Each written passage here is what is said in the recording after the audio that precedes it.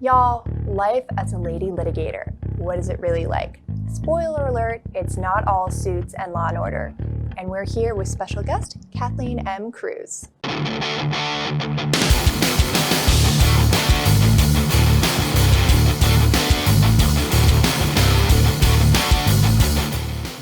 Hey y'all, and hey Kathleen, thank you so much for joining us today. So we have Kathleen Cruz, Austin, and myself in studio and via Skype. Hey, how are you guys doing? Good, good. Thank you so much for joining us today. Thank you for joining us, Kathleen. Thanks. I'm really excited to be here. Well, we're super pumped to have you on. So, Kathleen, we're just going to jump right into it. So why don't you tell the audience a little bit about yourself? Like, where do you work? Where did you go to school? So on and so forth. Well, I have the privilege of working with Andrea, actually. We work in the same office, Burke Bogdanowicz. I went to the University of Texas for undergrad, and I went to SMU Law School, that's where I got my JD, and I stayed in Dallas since graduating in 2015, which seems like a lifetime ago. So. Yeah, 2015 does seem like a long time ago, even though it really was not that long ago. Not that long ago, but it's, it lots feels happened like it. Since then. So, Kathleen, what's your primary practice area that you focus on? At Burke Bog, what I mostly do is commercial litigation, business litigation. We do a lot of products, defect cases. And before I was at Burke Bogdanowicz, I worked at a small boutique employment law firm. So I also handle a lot of employment law matters at the firm mostly. Which is wild. I feel like employment area is like a really specific niche that gets very complicated. It does. So I have a lot of respect for the fact that you can do employment law because it can get very confusing. I actually love employment law, and I'm always pushing Aaron, who is the partner that Andrea and I work with. I'm always pushing him to do a lot more employment law cases because I think that the field of law is so interesting, and they have such good developed standards, and the cases are also really, really interesting. Yeah, they can get pretty wild, right? I mean, like, what's the most wild employment law case you've dealt with? Oh man, it really, there are a lot more, like secretary-boss relationships than you think. You think that might be just some sort of like TV stereotype, but there are things like that actually do happen in the workplace. And I remember my old partner at my employment law firm was always like, whenever I see a couch in an office, I always think it's a really bad idea. The limited employment law I've had, it's astounding how frequent that is, like you were saying, Kathleen. That's wild. Good thing we just have chairs in our offices, right? Right, just chairs, just single-seated chairs. Single-seated chairs spaced far apart. Oh, awesome. So, all right, Kathleen, let's wind this all the way back up to whenever you first decided you wanted to be a lawyer. Like, what was the impetus, the moment, the book, the movie, the light bulb idea that made you decide, aha, I want to be a lawyer? Or did you just always know? I guess I always just knew, and I think that when I started going to school or when I started going to college, I ended up taking a lot of classes I think would prepare me for law school. I can't say that there was a moment when I knew. I think that's just because I knew what I was good at, and I knew that I wanted to help people just coming from or being a first generation immigrant. And I think that there are people just that need my specialty or just need help digesting really important but hard to understand concepts. And I think that as an attorney, we get the privilege to do that. Absolutely. I would definitely agree with that. So one of the things I think, though, that as a female litigator, right, or just even a female attorney, that kind of pops up a lot is the idea of stereotypes. So I know I've run into them. And right. Have you run into those as well? Yeah, and I think that what also doesn't help is that I also look very young. I also probably sound very young. So I think that comes across initially that I don't know what I'm talking about. And I also think on the opposite end, older more experienced female attorneys, in order to get their point across, sometimes I think that they feel like they have to risk being called, and like the B word or something like that, in order to get their point across. So I feel like you do get parceled into boxes a little bit when your opposing counsel sees that you're a woman. Yeah, it's definitely like either the bossy bee box or the young, sweet, I don't know what I'm doing box, which is wild, right? Because there's so much in between and there's so much nuance. And so that's, I know, Austin, what's been your experience? Because your office is almost all female attorneys, right? Almost all female lawyers, yeah. We've got myself and another male, and then we've got 4 other female attorneys. So it is interesting. I guess. Well, I'm going to answer your question with a question. I was going to ask both you guys. Oh, you're such a lawyer. Have y'all been mistaken for a paralegal before? Yes. Yeah. Oh, yes. Yeah. Oh, yes. Many, many, many times. There have been, even going to trial, there have been so many times where someone's like, "Oh, who do you work for?" or "Who's the attorney on the case?" And that's not just from male attorneys either. Yeah, you're like, it's me. Like, I'm a lawyer. Like, hey, I work for myself. I'm the lawyer. Are you asking for my senior partner, or are you asking for the associate? 'Cause I'm the associate. Right. And and I think that it subconsciously affects you as an attorney. I think that as a female attorney, when people start kind of doubting that you look like an attorney or you're not an attorney that they think that that they expected, then I feel like it kind of plays into your mindset sometimes. I would agree. I feel like you have to have, as a female litigator, like a really strong mindset and a lot of.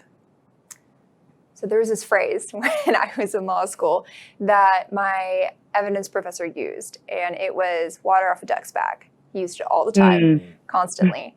And I think he used it a lot in the context of litigation is a lot of ups and downs.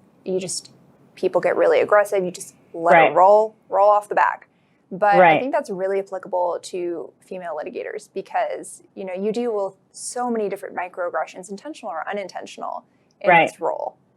And so it's just, I feel like you have to just be the duck, let the insults roll off your back. Well, we had a situation a couple weeks ago where a judge stopped one of my lawyers in the middle of direct examination and asked, like, are you a lawyer? Are you licensed? And what? 2 thoughts. 1, I was like, okay, well, if you got that question, ask it before we start. 2, how big of a jerk do you think I am that I'm just gonna be like, yeah, just let me throw my unlicensed paralegal into the courtroom and let her ask questions. That's wild. Okay, what are we gonna do? That's wild. Yeah. Especially if there was a jury there or something. Yeah, I know. This is just a hearing, luckily, but still, it's like, there's a little lack of couth in that scenario. Well, clearly, I mean, a paralegal, we all know paralegals can't get up and direct examine a witness. Right. That's crazy. Right. And also, what you were saying before, Andrea, just water off a duck's back, try not to take things personally is what I would think. A lot of people probably haven't encountered a young attorney who knows what she's talking about, and you're setting that example. And I think that's a really good point to make, right? Especially for, any and all young female lawyers that are listening, is that, you are a role model. And I mean, who knows if your friends' kids, maybe they're like 10 and they're like, oh, like my mom's friend, Miss Kathleen, she's really cool and she knows what she's talking about. And I want to be just like her when I grow up. And, there might be girls who do that and you're this role model for them without even realizing it. Right. And I love that. And I love to think about that. So, and I think that at the end of the day is what picks me up if I ever feel like some sort of imposter syndrome or something. Let's talk about imposter syndrome for a minute. How real is that? I mean, I'm sure, Austin, you probably, have encountered that as well, but I feel like it's almost more prevalent with young women lawyers. I think that that's true because a lot of the times when you go into a courtroom or you, like what Austin was talking about, you have a hearing before a judge, you don't see a lot of other female attorneys or female judges. So it's kind of like, who do I have to emulate here? I'm going out on a limb here. But that's why I think it's really important to have mentors, like really good mentors, as female litigators, but also male litigators who can help guide you. Mm-hmm. Yeah, I feel like Aaron is really good at that, our boss. Right. I think that he also subscribes to the thought that like you learn best by doing, so I'm going to put you in there with all the jackals, and and I believe in you, and it really takes all that, like somebody being like, I believe in you and you can do it, and like that's really what helps. Trial by fire. But Austin, what's been your experience in that category? What I see more of, so the imposter thing is hard for me to probably comment on because it's just my role with how things are. Because I'm a huge proponent of be organic, be genuine, be who you are when it comes to being in the courtroom, when it comes to developing business. We talk all the time at my firm that you're not going to go out and do what I do in the courtroom because that's not who you are. Just like I'm not going to do what Skylar, what you're going to do in the courtroom because we got different personalities, different ways to approach. And Skylar's one of your lawyers. Skylar's one of my attorneys there at the firm, yeah. And so I think that can be challenging if you don't, especially, I was thinking about this when you're talking, Kathleen. I think at our firm we do a lot of divorce work and then we do a lot of business litigation work. And so I see a higher concentration of female trial lawyers in the family law side, and for whatever reason. But I do think on the commercial lit side, like the three of us were talking about, it probably is a little bit more of a rare, there's definitely more of a minority of I would say women. so. And so I think it probably could be difficult to emulate because I think you see, just like you see with any lawyer, male, female, some of us are way over the top, aggressive, rude, and so, and that's really where probably what's kind of bad is the men we get kind of, well, he's just a jerk, and then the women are called the B word when they act that way, and really both of them are being way too over the top. Yeah, and so it can be difficult though. I would think to be able to find, okay, in this smaller field, how do I find someone who I think emulates the style that I want to pursue? Right. Yeah, I would say so, and I think. And Kathleen, you can tell me your thoughts on this, but I think one of the things that I've noticed is just having the experience, like, take all the opportunities to go to hearings that are contested, take all the opportunities to go to trial. Even if it's just, hey, I need some support for this particular cross-examination, so just show up for this day of trial. I think those are great opportunities to go because then you can see at trial and at hearing how all these different attorneys go about cross-examination, direct, how they handle the witnesses, their style, their manner of speaking. And so you can kind of pick and choose over time and say, I like how Aaron did this. I like how, Andrea did that. I like how Skylar does this. I like how Austin does that. And kind of build your own toolkit, if you will. And then you can deploy that when it's your turn to do an opening statement or to cross or direct a witness or to close. Right. And I think that it doesn't always have to be an attorney who has more experience than you. You can also learn a lot from your peers. And I know that I had trial recently, and Andrea really helped me with doing my opening statement. So thanks, girl. Yeah, for sure. Okay, well, let's talk about trial. How was that first experience? What are your takeaways? What are your tips and tricks for someone going to their first trial? Right. Wow. That was a hurricane, obviously. We were gone for a week. And I think that also coming back from COVID and everything, it was a really different situation than what you do in mock trial or something like that. It was intense, and I think what helps is being prepared, being organized. And I'm sure they tell you this all the time in law school and law firms, like being organized is the top.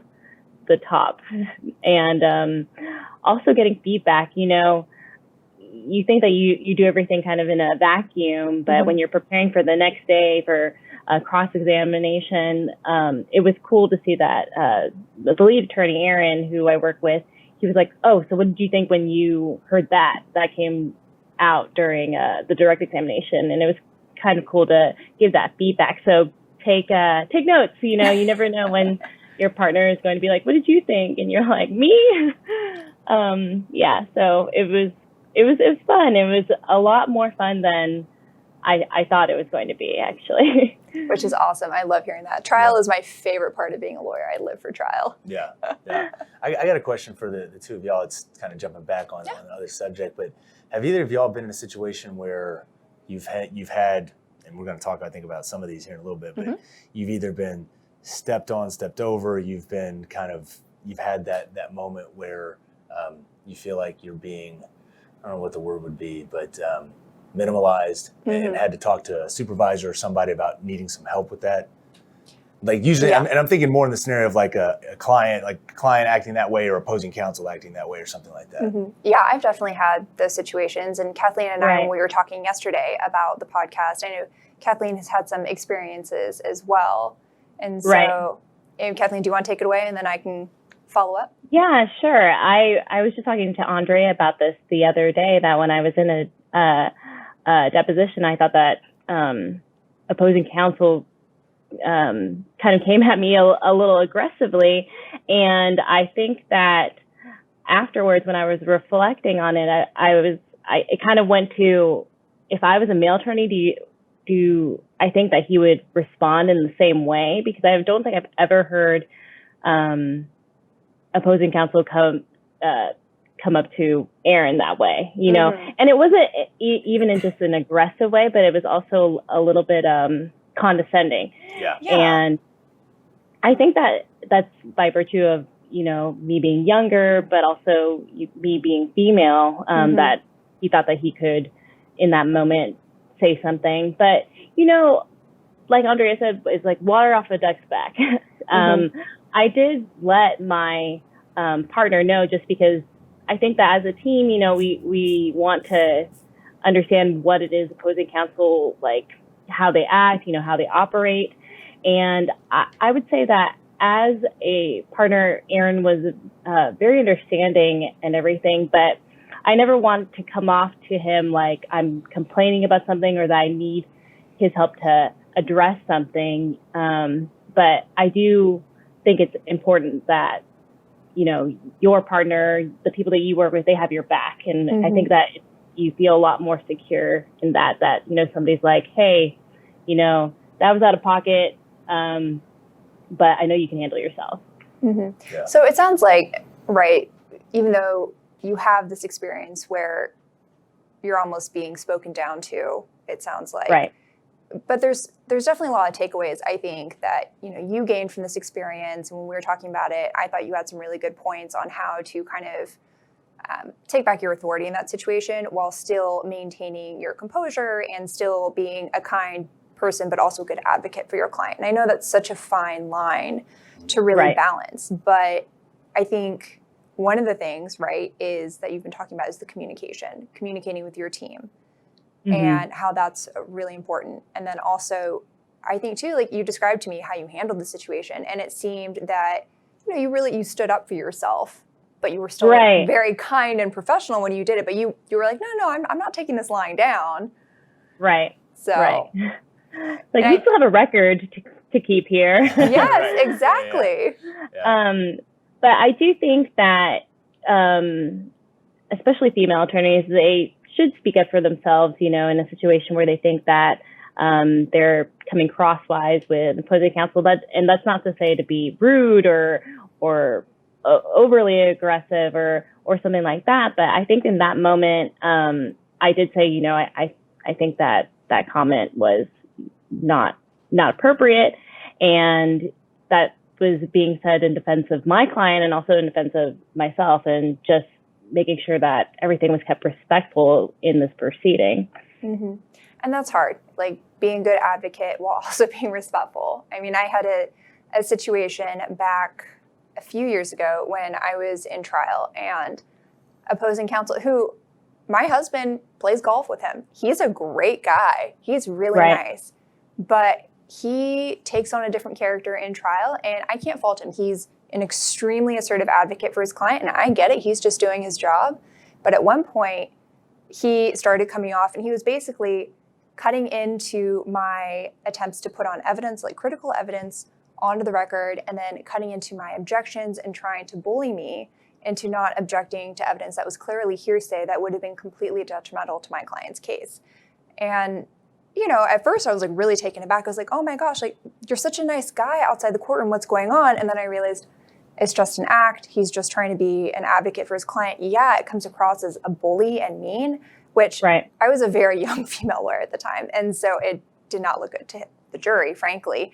But I mean, at the end of the day, I just had to hold my ground and reassert the objections and say, you know, Mr. So-and-so, I'd like to finish my objection for the record so that we can keep a clean record. Here's why I'm objecting. Here's why it's hearsay. Here's why it doesn't meet these exceptions. You know, I'd like to submit it to the court and let the court make a ruling on that if you don't have any more, you know, basically evidentiary comebacks. And so, you know, again, it was just being assertive, being a good advocate for your client, but not taking it lying down and not taking it personally. You know, you said that earlier, and just not taking things personally, I think is so key. And remembering that we practice in an adversarial system. Right. And I think it's also balancing the fact that you are an advocate for your client too, you know, and I think that as a female litigator, I'm always thinking like, you know, does my client think that a male litigator would be better in this position? That's why, you know, I always try to come prepared, always try to stick up for my clients and be a good advocate for them. And that also kind of falls in line with sticking up for myself. Yeah. Absolutely. I think at my firm, I've seen it a lot with client-facing interactions too, you know, and I think you know this about me. I'm very much a delegator. I like to delegate, and then you guys take care of it. I'll deal with it later. It's just I prefer that. So we get in situations though where the client will talk to one of my female lawyers, and then they want to talk to me. I think some of that's a boss kind of thing too, but I think a lot of it is the female part, and I get pissed off about it because one, it's not right. Two, on a selfish level, you're wasting my time because there's a reason I'm having you talk to my other team members. Yeah. You know, you don't need to talk to both of us, because I think that's one of the things that I've tried to emulate from where I'm at, because the answer doesn't need to change whenever you just go up the ladder. Right. You know, it's like I want to empower my employees. Like, hey, you know, did Ronnie say that? Did Skylar say that? Yeah. Okay. Cool. Well, that's what it is. I'm billing you for this time we're having this conversation, so you know.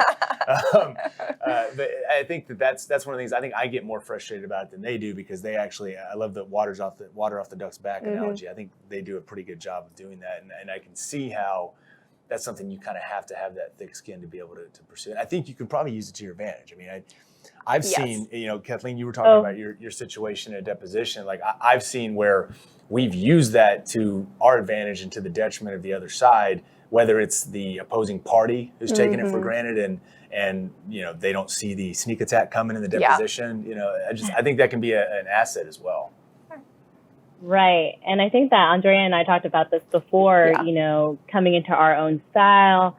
I'm not a very aggressive, you know, in your face type person as a litigator, and also just in general. And I think that coming across that way would not be genuine, like what you're saying, Austin. And so Andrea and I were talking about, you know, we kill them with kindness, you know, we set them up for these admissions that they don't even know are coming to them. And I think that style, finding that style, really has helped me. Yeah, and it really fits, because like you're saying, I know if I tried to be, I had this one boss and he was like years ago, amazing lawyer, but he was aggressive. Like, you know how cheerleaders are like, be aggressive. He was that. And it worked for him. It was great for him. If I tried that, people would laugh at me, because that's just not me. Right. Yeah, right. And it doesn't even have to be anything with being a female or anything, but just, I can't do it. Yeah, it doesn't come across as genuine. Yeah. Gosh. Okay. So let's talk about suits for a second, because every time, you know, someone asks me like, oh, what do you do? And I'm like, oh, I'm a lawyer. They're like, oh, did you watch Suits? Do you love Suits? Is your life just like it? And I was like, no, my life is not just like Donna, Rachel, and who is the partner? Jessica. Yeah. Jessica, I'm like, no. Pearson. Yeah. Jessica Pearson. Yeah. I mean, so do you get asked that question at all? You know, yes, unfortunately, or Law and Order. You know, is your life like Law and Order? And I wish, but it's a lot more, you know, more day-to-day tasks. Yeah. And I was telling Andrea too that, not everyone is as hot in the legal profession as they are in suits. Yeah. Well, not everybody's wearing male or female. Not everybody's wearing designer suits and dresses to the office every day. Also, fun fact, who's the inspiration for your haircut, Austin? So Kathleen, she gives me a hard time because Harvey Specter is, part of the reason I got my hair this way. It's also part of the reason I got one of my favorite pairs of sunglasses I've had for about 9 years now. Yeah. 9 years. I love it though. That's awesome. Gosh, I know, but I always feel when people are like, "Oh yeah, law and order," and I was like, "No, I'm a civil litigator," and they're like, "Well, what's a civil litigator?" I was like, "Okay." Yeah. We fight about money. We do. We fight about money, which is kind of nice because money doesn't have feelings, which is great. Right. Going back to the whole glamorous thing of suits too. I also don't think that people dress as sexy too, and I think as a female litigator, you have to be very careful about that. Yeah. I think I remember in law school they had told us, you don't want to see that S curve when you're going to a courtroom, and I don't know if that's like an older, outdated way to look at it, but I do think it's true. Yeah, I would agree with that. And I know there have been like a lot of articles that have been written over the years where, ironically enough, they're male attorneys writing these articles about how women should dress, which kind of raises an eyebrow for me. I was like, okay, but you don't look like me. So how are you supposed to be an authority on how I should dress? If you ever hear me talking about how women should dress, then just, pinch me a little bit. I'll tell your fiance and I'll let her do her thing. Because I just don't think that we're qualified to make that comment. Yeah. And anybody who thinks they are way overestimating their self-importance. Yeah, I would agree. But I mean, Kathleen, to your comment though, the whole like not dressing sexy, I agree with that because, I mean, people judge female lawyers on how they dress. They do. Fair or unfair, it happens. And you don't want that to be a distraction from the quality of the work product or anything like that. Because that's the problem, right, is that if someone's looking for an excuse to judge you like that, they're going to. And so instead of, well, she's a very successful lawyer, she does great in trial, she's talented, it's, well, she's got a body and she's flashing it. And so that's why she's successful. And you don't want that to ever be, a potential excuse, which I don't think is fair that you guys have to deal with that. But unfortunately, y'all don't. No one complains about your crazy socks. No, I guess not. Maybe frumpy suits or something. Oh, maybe so. That's kind of the opposite of the spectrum. Frumpy suits. Oh my God. Yeah, but I think that's also a thing that female litigators have to think about when they're, their wardrobe or something like that, for better or for worse. And I think that, like we were talking about before, being prepared and showing that like I'm more than how I'm dressed or something like that. Like I do think that in courtrooms, how female attorneys are dressed, it just is more I guess looked at than maybe how males dress. I think also because males just kind of wear variations on the suit. Right? They all wear basically the same thing. Who was I was on Instagram and I read this comment by, I think it was like Miss Young Professional, and she was making a comment, and she worked in the tech industry at the time, I think. And she's like, Chad, Brad, and I don't know, another frat name. She's like, they all dress the same. It's a golf polo on Fridays with khakis or the light blue shirt and khakis. She's like, they all dress the same. So she's like, I showed up to work one day wearing a light blue shirt and khakis and everyone gave me these crazy looks. And I was like, but I'm just trying to look like Chad and Brad. What's going on here? I was like, oh, geez. That's creative. Yeah, it is creative. She made her point and I thought she made it really well. But right. Yeah, absolutely wild. Gosh. Okay, so Kathleen, if you have, some like 3 words of wisdom or tips or tricks or things that you think a young woman who's looking at going to law school and becoming a lawyer should know, or maybe someone who already is like in her first few years of practice as a lawyer, like what are the 3 top pieces of advice that you would have for her? Right, I think that we really covered a lot of the advice that I would give to a young female lawyer is, number one is don't take things personally. I think that we covered that. And I do think that when you're young, and maybe not just as a female, when you're young, there will be more experienced opposing counsel or other attorneys that will try and, make an example of you or try to, try to come at you. But I think that just not taking things personally, keeping your composure in those instances, I think that is key. Number 2 is always be prepared. And I think that I think that I feel like as an attorney or a younger attorney, I overcompensate by being over-prepared. Just because I think that when you do get somebody across the aisle or across from you who is trying to, kind of bully you into making a point, and you think like, I don't think that those were the facts. I don't. And it's like, stick up for what you know and the research that you've done and the work that you've done on a case. So I strongly encourage you to always be prepared, be over prepared, because I think that helps, that helps regain like your confidence, especially in those confrontational situations. And number 3 is I think, especially if it's your dream, just keep going. Every experience that you get, you keep learning from it, and it helps. Like what you were talking about before, you get this arsenal of tools that you can use in the courtroom and depositions, and having good mentors too. I would say, like, seek out litigators, seek out attorneys that you want to emulate, and you think that they handle their business the way that you want to do it. I think that that's always good to have people above you, male or female, but maybe particularly female, as a young female litigator, to have somebody in your corner that you can look up to. I love it. And I know that I'll be trying to implement all 3 pieces of that advice for sure. I mean, it's something I try to work on every day. So awesome. Well, Kathleen, thank you so much for joining us today. It was such a blast having you on.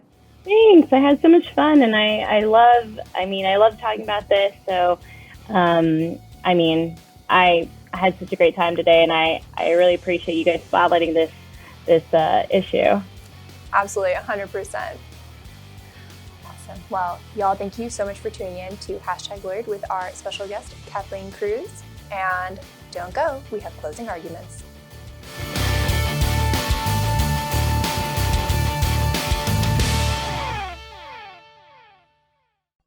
Guys, thanks for listening. Closing arguments are coming up, but make sure before you go rate, review, and subscribe to our podcast anywhere that you listen to your podcast. Check us out on YouTube, and you can check us out on Instagram and talk to us, tell us what you want to hear about. You can search us at #Lawyered, spelled out. You can talk to Andrea at andrea.s.turner, and you can talk to me at The Dallas Lawyer. See y'all again soon.